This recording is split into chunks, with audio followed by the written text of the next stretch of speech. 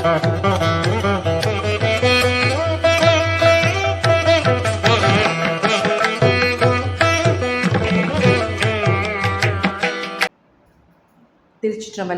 தென்னாடுடைய சிவனையை போற்றி, எந்நாட்டவருக்கும் இறைவா போற்றி. அனைவருக்கும் வணக்கம். நாம் இப்போது கடக ராசிக்குண்டான செப்டம்பர் மாத பலன்கள் எப்படி இருக்கும் அப்படிங்கிறத நம்ம பார்க்கலாம்.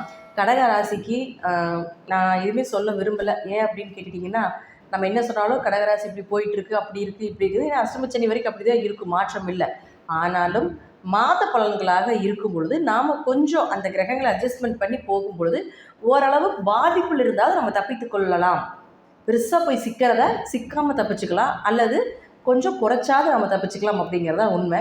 அப்படி பார்க்கும் பொழுது உங்களுக்கு 2ஆம் அதிபதி தனம், குடும்பம், வாக்கு, உங்களுடைய செயல் இதெல்லாமே கொடுக்கக்கூடிய கிரகமாக இருக்கக்கூடிய சூரியன் 16ஆம் தேதி வரைக்கும் அதே வீட்டில் தான் இருக்கார். அப்போது பண வரவு, குடும்ப ஒற்றுமை இது எல்லாமே சிறப்பாக இருக்கும். ஏதாவது ஒரு வழிவகையில் 16ஆம் தேதி வரைக்கும் காசு, பணம், சொத்து சேர்க்கை அப்படிங்கிறது நிச்சயமாக உண்டு. பொருளாதாரம் அப்படிங்கிறது கொஞ்சம் சிறப்பாக இருக்கும் அப்படிங்கிற அமைப்பும் இந்த கடகராசிக்கு உண்டு.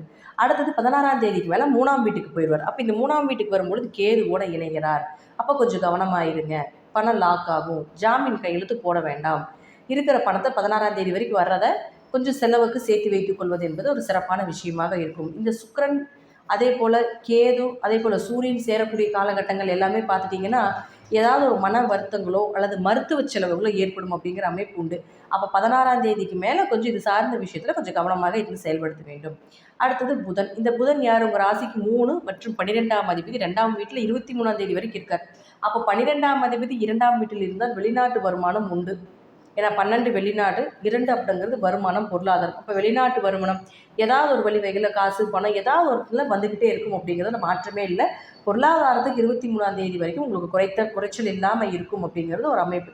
அந்த 23ஆம் தேதிக்கு மேலே பார்த்துட்டிங்கன்னா இந்த புதன் அப்படின்னு சொல்லக்கூடிய தன்னுடைய சொந்த வீடாக இருக்கக்கூடிய மிதுனத்துக்கு ஆட்சி உச்சபலம் பெற்று வந்து அமருவார். அப்போ அங்கே யார் இருக்கார்? இயற்கையாகவே கேது 1 வருஷம் இன்னும் அங்கே தான் இருப்பேன் அப்படின்னு இருக்கார். இயற்கையாக 3ஆம் இடத்துல கேது இருக்கிறது நல்லது தான், பெரிய பாதிப்புகளை கொடுக்காது. ஆனால் ஒரு முயற்சி தடைபட்டு அதற்கப்புறம் நடக்கும் அப்படிங்கிறது தான் உண்மை. அப்போது இந்த 3ஆம் அதிபதி 3ஆம் வீட்டில் இருக்கும்பொழுது தைரியம் அதிகரிக்கும், காரிய ஜெயங்கள் உண்டாகும், நீங்கள் நினச்சதெல்லாமே நடக்கும். சகோதரர்களுக்குள்ள சில மன வருத்தங்கள் ஏற்பட்டு பின்பு மறையும் அப்படிங்கிற அமைப்பு உண்டு.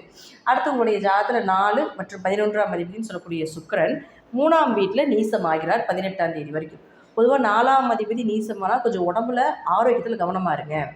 வண்டி வாகனத்தில் போயிட்டு வரும்பொழுது கவனமாக இருக்க வேண்டும். வீடோ, மனைகளோ, சொத்துக்களோ இந்த காலகட்டங்களில் விற்கிறதோ வாங்குறதோ இருக்கக்கூடாது. ஏன்னா 4ஆம் இடங்கிறது வீடு, மனை, சொத்து, சுகங்கள், அம்மாவனுடைய உடல்நிலையில் கொஞ்சம் கவனமாக இருக்கிறது. இதெல்லாம் 18ஆம் தேதி வரைக்கும் இருக்கும். அதே போல் எதிர்பார்த்த லாபங்களும் கொஞ்சம் குறைவாக தான் கிடைக்கும் அப்படிங்கிற அமைப்பு உண்டு. அடுத்தது பாருங்கள், இந்த சுக்கிரன் வந்து 18ஆம் தேதிக்கு மேலே தன்னுடைய சொந்த வீடான மூல திரிகோண வீட்டுக்கு வருகிறார். ஆட்சி பலம் பெற்று அமரப்போகிறார். அப்போ 18ஆம் தேதிக்கு மேலே இந்த சுக்கிரன் அப்படின்னு சொல்லக்கூடியவர் பலமாக இருக்கும் பொழுது இந்த கடகராசிக்கு ஆரோக்கியம் சிறப்பாக இருக்கும். தாய் சொத்துக்கள் ஏதாவது அதற்கப்புறம் பேசுனீங்கன்னா கண்டிப்பாக கிடைக்கிறதுக்கு வாய்ப்புகள் உண்டு. வீடு, மனை, சொத்து, சுகங்கள் ஏதாவது வாங்கலாம் பிடிக்கலாம் அப்படின்ட்டு இருந்தீங்கன்னா அதற்கப்புறம் அதிலுமே தானாக அமைந்து வரக்கூடிய ஒரு அமைப்பு உண்டு. எதிர்பார்த்ததை விட மிகப்பெரிய லாபம் கிடைக்கும் அப்படிங்கிற அமைப்பு உண்டு. உங்களுடைய ஆசைகள் எல்லாமே நிறைவேற வேண்டும் அப்படிங்கிறது இந்த 18ஆம் தேதிக்கு மேலே விதிக்கப்பட்டதாகும். ஏன்னா 11ஆம் இந்த சுக்கிரன் அப்படிங்கிறது 4 மற்றும் 11ஆம் அதிபதி. அப்போது 11 நம்ம என்ன சொல்லியிருக்கிறோம்? இயற்கையாகவே உங்களுக்கு தீராத ஆசைகள், நிறைவேறாத ஆசைகளாகவே 11 தான். அப்போ அது எல்லாமே நிறைவேற்றக்கூடிய ஒரு காலகட்டங்களாக இந்த 18ஆம் தேதிக்கு மேலே இந்த சுக்கிரன் உங்களுக்கு ஏற்படுத்தி கொடுப்பார் அப்படிங்கிறதுல மாற்றம் கிடையாது. அடுத்தது பாருங்கள், 5 மற்றும் 10ஆம் அதிபதினு சொல்லக்கூடிய செவ்வாய் வந்து 12ல் மறைகிறார். 5 கூடையவர் 12ல் மறைஞ்சதுன்னா கொஞ்சம் குழந்தைங்களுடைய ஆரோக்கியத்தில் கவனமாக இருங்க. குழந்தைய கொஞ்சம் சொன்னபடி கேட்க மாட்டாங்க. குலதெய்வ கோயிலுக்கு போயிட்டு வரக்கு கொஞ்சம் தடைகள் ஏற்படும். அதே போல் அவரே 10ஆம் அதிபதியும் ஆகி 12ல் நின்னார்னா தொழில் ரீதியாக பிரச்சனைகள் உண்டு.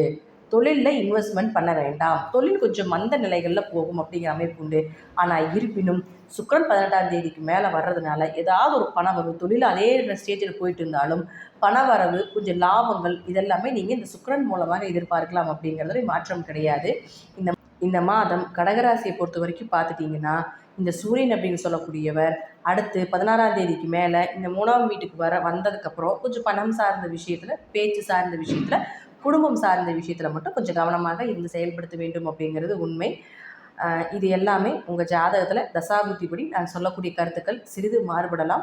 நன்றி. மீண்டும் ஒரு நல்ல பதிவில் சந்திக்கலாம். திருச்சிற்றம்பலம், தில்லையம்பலம், ஸ்ரீ நரசிம்மத்துடிகளே சரணம்.